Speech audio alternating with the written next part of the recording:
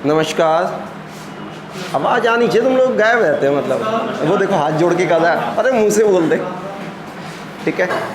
अच्छा देखो, इससे पहले हम लोगों ने कर लिया है शब्द अलंकार हो गया, अर्थालंकार हो गया, और आज हमारा क्या है, आधुनिक अलंकार, ठीक है। आधुनिक अलंकार में तीन ही प्रमुख बातें हैं।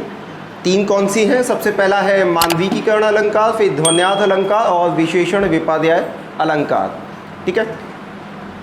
अच्छा, जितने प्रतीकों का प्रयोग था, जितनी सिंबल्स का प्रयोग था, कवि को जितनी भी अपनी नायिका को सिंबॉलिक रिप्रेजेंट करना था, वो उसने सब शब्द अलंकार में, अर्थ अलंकार में कर दिया, ठीक। अब पता है मसला क्या हुआ? मसला हुआ जब 1950 के बाद वास्तविकता लिखी जाने लगी। 1950 से पहले कवि छाया और हवा में रहता था। प्रियतम तुम आते तो बारिश होती, पक्षी गाते, कुछ इस तरीके से। 1950 के बाद इतना कठोर यथार्थ लिखा जाने लगा। बाबा नागार्जुन है, हाँ, अरे एकदम तुम्हें लाइव, मतलब एकदम रिलेट वाले एग्जांपल दूंगा, किताब वाले नहीं, जो आपको सामान्यतः किताबें उपलब्ध हैं वो तो हैं ही। फिर यहाँ क्या सीखा? अच्छा, हम आज सारे वो डिस्कस करेंगे एग्जाम्पल जो सामान्यतः किताबों में नहीं है, लेकिन हाँ, उनके वहाँ ना होने की वजह से आप कभी अलंकारों से ना कनेक्ट नहीं हो पाए, अलंकार उस भाव से ना समझ नहीं आए। आज हम क्या अलंकारों में उतरने की कोशिश करेंगे, और जब अलंकार गहराई से पढ़ेंगे तो आप खुद छंदों में अलंकार का प्रयोग करोगे। तो मतलब रटना नहीं है, केवल समझना है। अच्छा देखो, मानविकीकरण अलंकार क्या है? देखो,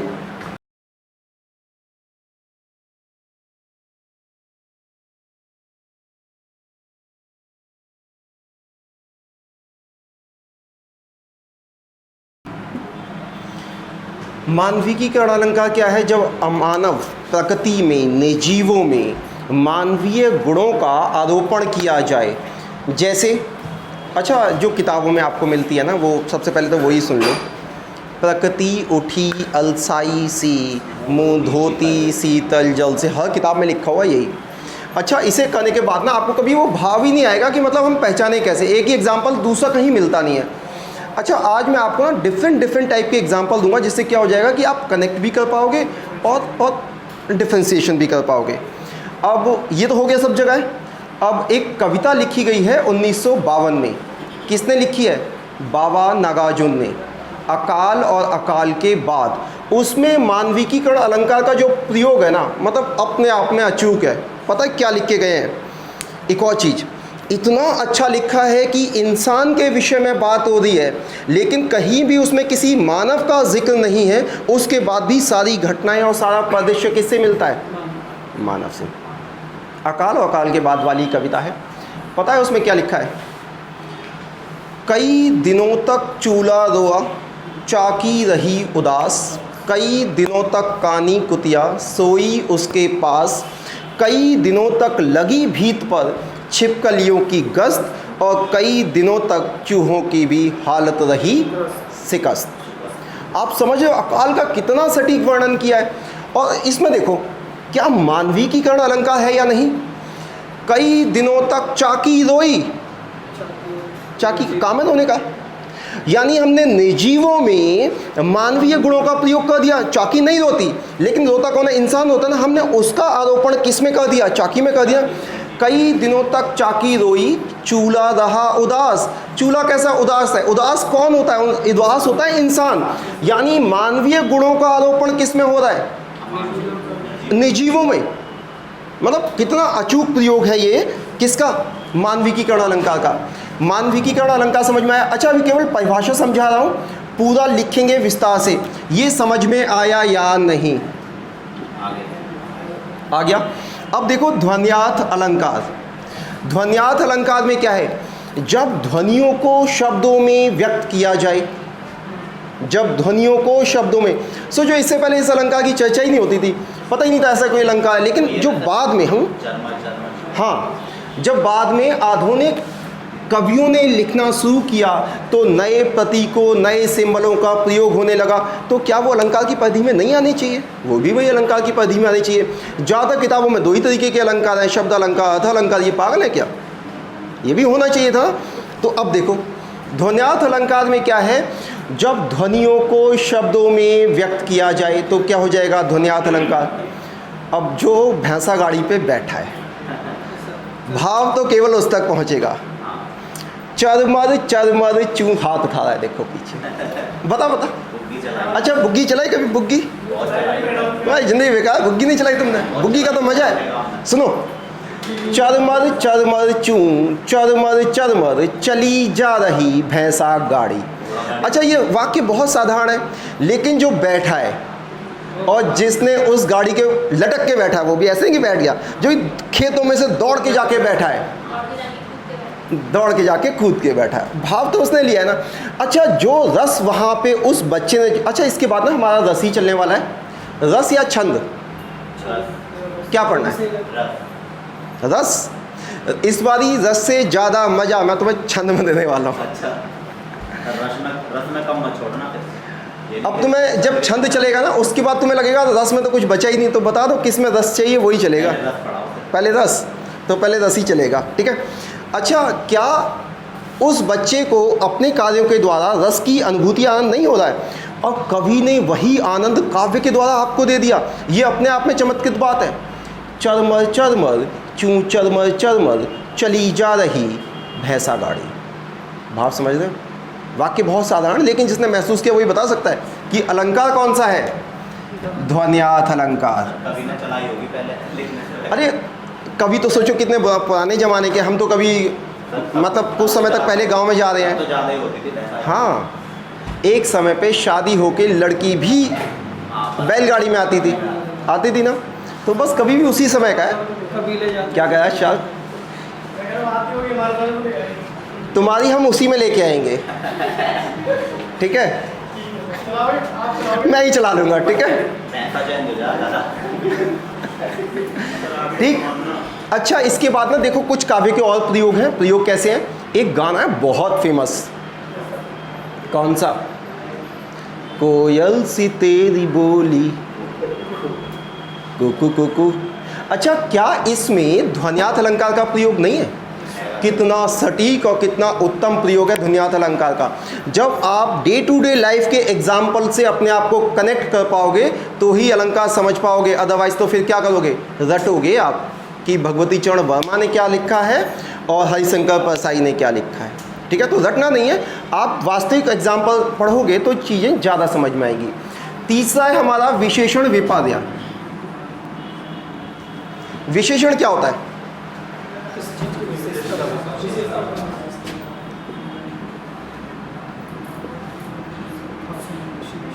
विशेषता। विशेषता क्या हो सकती है? विशेषता क्या हो सकती है? देखो इसमें क्या क्या हो सकता है।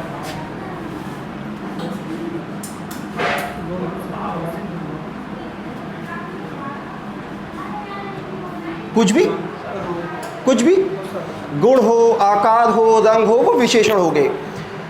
विपर्य मतलब क्या होता है? हिंदी बड़ी क्लिष्ट है इसमें, इसलिए आपको इंग्लिश में लिख दिया ट्रांसफर्ड। मतलब विशेषण को जब ट्रांसफर्ड किया जाएगा तो क्या हो जाएगा? वो विशेषण विपर्यय हो जाएगा। जैसे एक है कवि है प्रसाद, उनकी कुछ पंक्तियां हैं। अब इस करुण कलित हृदय में अब विकल रागिनी बसती है। करुण कलित हृदय मतलब पीड़ा से भरा हुआ हृदय है, और इसमें क्या विकल मतलब हृदय विकल हो सकता है ना, लेकिन कहा क्या? अब इस विकल हृदय में विकल रागिनी बसती है, करुण हृदय में विकल रागिनी। अब विकल तो हृदय होता है, लेकिन ये रागिनी को क्या कह रहे हैं? विकल। यानी जो हृदय का गुण था उसको ट्रांसफर करके कहाँ ले आए? रागिनी के साथ एडजस्ट कर दिया ना, तो यही क्या हो जाएगा? Transferred epithet. यानी किसी और की विशेषता जब किसी और की जगह प्रयोग हो जाए तो क्या हो जाएगा? बस तुम इतना बताओ, it was a wonderful day. तो डे इटसेल्फ अ वंडरफुल या उस इंसान के लिए था? उस इंसान के लिए था ना। तो हमने क्या कहा? डे। अच्छा it was a wonderful day, दिन कैसे वंडरफुल हो जाएगा? किसी या किसी इंसान के लिए होगा। वो एक ही दिन किसी व्यक्ति के लिए वंडरफुल हो जाएगा और किसी के लिए तो खराब भी हो सकता है ना। यानी कि ये क्या हो गया? ये एग्जाम्पल है ट्रांसफर्ड एपिथेट का। इंसान अपनी भावनाओं के अनुसार किसी वाक्य को जब कह देगा और निर्जीव चीज़ों के साथ में जब सजीव सिंबल्स उनके साथ प्रयोग कर देगा तो क्या हो जाएगा? विशेषण विपर्यय। अब एक एक से शुरू करें। तो सबसे पहले हमें कहना कौन सा है? मानविकीकरण अलंकार। हाँ, यही तो भाव है। अब विकल रागिनी बजती है। रागिनी क्या विकल हो सकती है? रागिनी का साउंड एक सा निकला, तुम सेट बजा लो, तुम अच्छी बजा लो। विकल तो हृदय हो सकता है ना। तो मानवीय गुणों को जब हम किसी दूसरे के साथ में ट्रांसफर कर देंगे फिर ये आएगा। और ये 1 से 2 रचनाओं पढ़ोगे तो अपने आप समझ में आ जाएगा। ठीक है, लिख दिया ये सब ने, इसको लिख दो।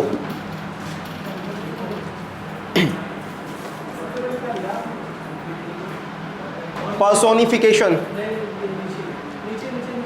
जब अमानव प्रकृति में निर्जीवों में मानवीय गुणों का आरोपण किया जाए।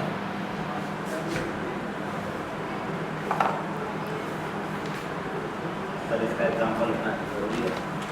हाँ, एग्जाम्पल के बिना फिर समझो कैसे। सर इसमें आपने जो क्लास कराया था ना ऑफलाइन, तो हाँ तब होंगे, लेकिन तब से अब सारे एग्जाम्पल बदल गए। तब पढ़ाते थे पढ़ाने के भाव से, अब पढ़ा रहे हैं धार्मिक प्रभाव। अलौकिक भाव से। अब यूट्यूब पे बच्चे को मज़ा चाहिए ना, तो मज़ा ही दे दें। आप भी थोड़ा सा लें, ऐसा ही है, लिखो। अच्छा, इसमें क्या होगा ना कि क्लास पहले तो इंटरटेनिंग होती थी, अब कई गुना।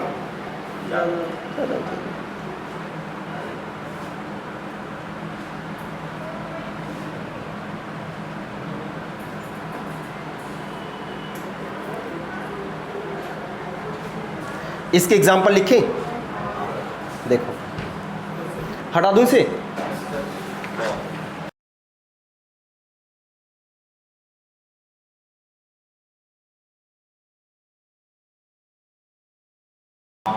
चाके होते थे ना वो।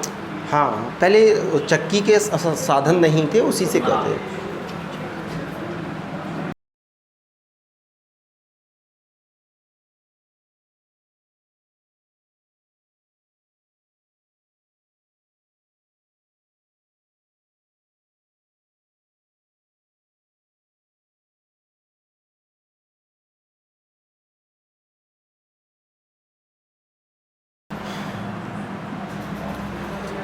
इससे बेहतर मानविकीकरण अलंकार का प्रयोग आपको नहीं मिल सकता। सर कितने लिखी है? बाबा नागार्जुन ने 1952 में, अकाल का इतना सटीक चित्र। यूपी के थे क्या वो? हाँ, देखो ये सब लोग इधर, दिल्ली का था ही कौन?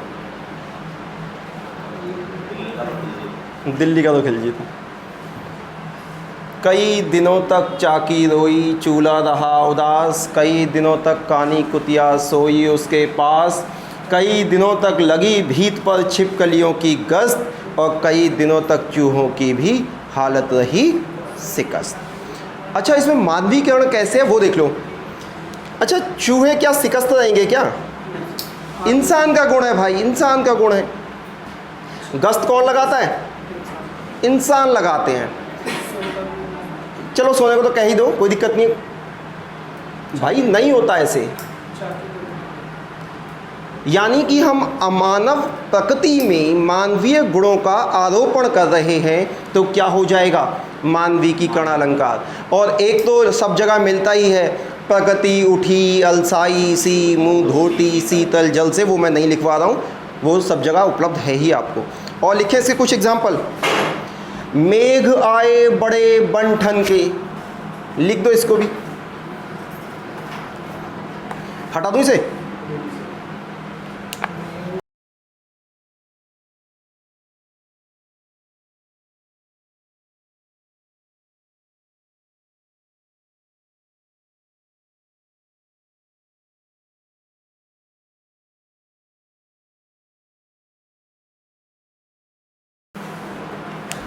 अब इसमें ये बताओ मानविकीकरण अलंकार है या नहीं? है नहीं?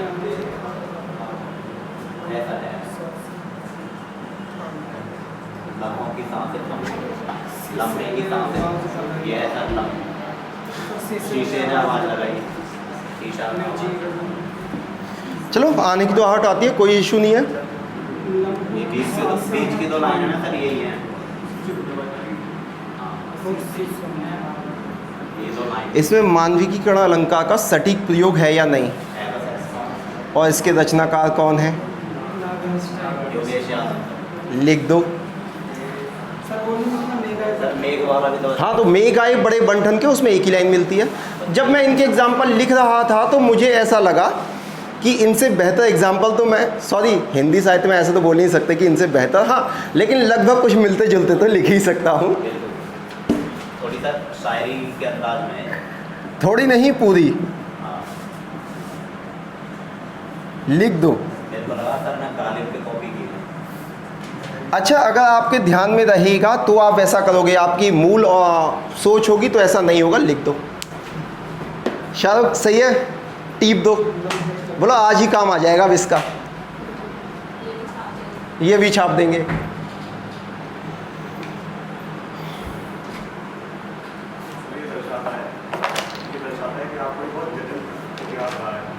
हमारा जटिल नहीं, हमारा बड़ा जटिल रहा है। तो ज़्यादा ही जटिल रहा है। हमने तवज्जो नहीं दी ज़्यादा, ठीक है। पढ़ने में फोकस रखो। आज भी बुक स्टोर में जाता हूँ, 2 किताबें ले ही आता हूँ, चाहे फिर पढ़ूँ।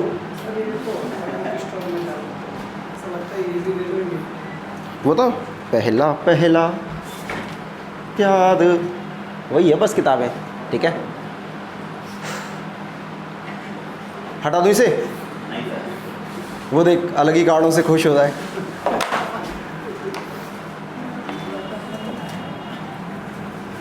इसमें एक लिख दो, वही मेघ आए बंठन कर, ठीक है। ध्वन्यार्थ अलंकार देख लो। ध्वन्यार्थ अलंकार में क्या है, जब ध्वनियों को शब्दों में व्यक्त किया जाए,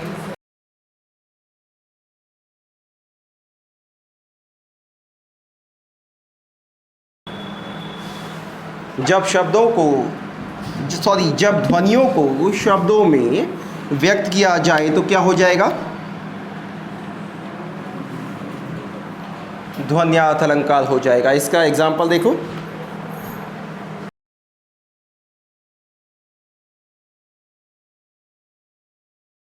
चरमर चरमर चूं चरमर चरमर,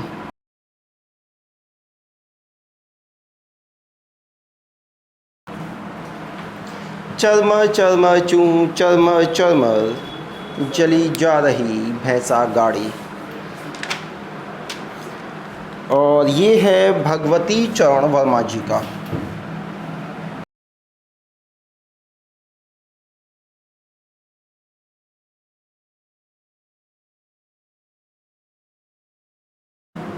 कुछ इस तरीके से लिख दो।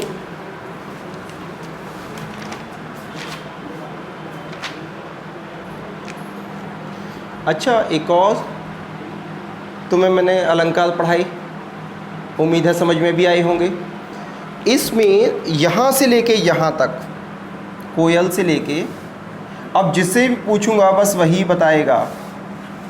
एक अलंकार इसमें है और एक अलंकार इसमें है। ये अलंकार तो अभी आपने पढ़ ही लिया कि ध्वन्यार्थ अलंकार है। जरा इसमें बता दो, 2 क्लास हो गई अलंकार की, कि इसमें अलंकार कौन सा है।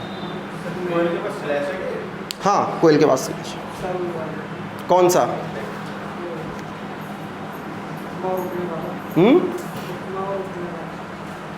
एकदम गलत जवाब, गलत जवाब, गलत जवाब, गलत जवाब। बताओ तुमको कितने मन से अलंकार पढ़ाई 4 घंटे लगा के। और हाँ, हाइफन है, योजक है, और सा और सी है। रूपक देखो जरा, शैलेश में तो एक से ज़्यादा चिपके रहेंगे। इसका दूसरा मतलब ये हो गया, मैं कल कुछ भी लूँ, पढ़ना नहीं है। कितने मन से तुम लोगों को अलंकार पढ़ाए यार। और तुम्हें इतने एग्जाम्पल भी बताए, गानों के एग्जाम्पल बताए, भूलना नहीं चाहिए। अच्छा, कॉपी खोल लिया करो। और सुनो, अब से जितने ही वीडियो जा रहे हैं सारे देखा करो ध्यान से। तुम लोग देखते नहीं, वो मेरे को पता चल जाता। जब तुम लोग फीडबैक नहीं देते ना उसमें, तो मुझे पता चल जाता ऐसे देखा है, एक बेकार की चीज़ समझ के उसके बस बंद कर दिया। अरे मेरी मेहनत लग रही है यहाँ पे। ठीक है, देख लीजिए अभी तक। देखा करो, उसमें लिखा करो, कुछ कम ज़्यादा है तो वो बताया करो, ठीक है। अच्छा, ध्वन्यार्थ अलंकार हो गया।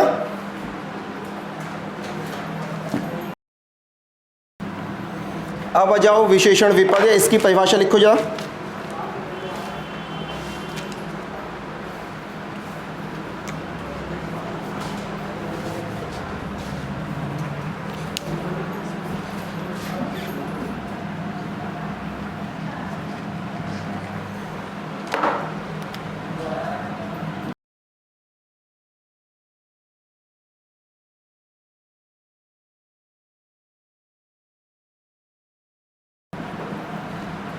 ट्रांसफ़र कर दी जाए, यानी उसके जो विशेषता होगी उसको किसी दूसरी जगह स्थानांतरित कर दिया जाएगा, भेज दिया जाएगा।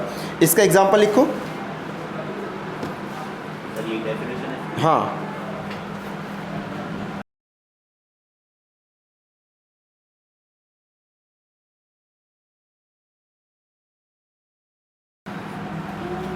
इस करुणाकलित हृदय में विकल रागिनी बसती है। ये भी प्रसाद की पंक्तियां हैं।